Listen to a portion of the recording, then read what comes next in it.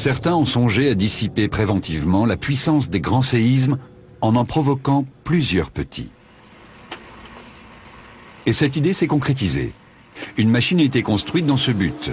Elle est née dans le cerveau des ingénieurs de l'ex-Union soviétique en pleine guerre froide.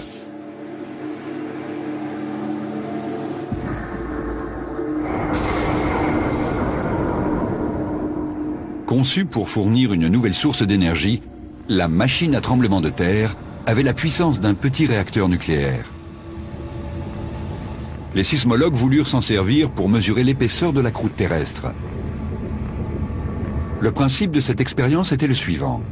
En traversant un puissant champ magnétique, l'échappement d'une tuyère de fusée provoquait des sortes de coups de foudre capables de se propager jusqu'à 50 km de profondeur.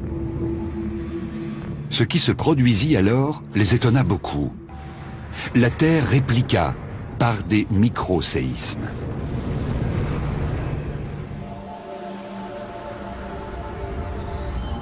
De là à imaginer qu'en soulageant la pression accumulée sous la croûte terrestre, on pourrait éviter un grand séisme comme celui qui menace Istanbul, il n'y a qu'un pas qu'il ne faudrait pas franchir à la légère. Car si une telle machine était positionnée sur une faille tectonique, nul ne sait ce qui pourrait advenir. Peut-être une incontrôlable réaction en chaîne de tremblements de terre et de tsunamis dans le monde entier.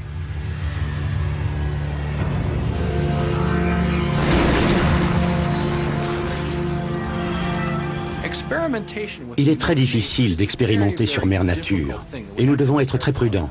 On pourrait en fait déclencher un séisme plus important que celui que nous tenterions d'éviter. Des militaires américains ont acheté la machine à tremblement de terre à l'issue de la guerre froide. Où est-elle aujourd'hui? Nul ne le sait.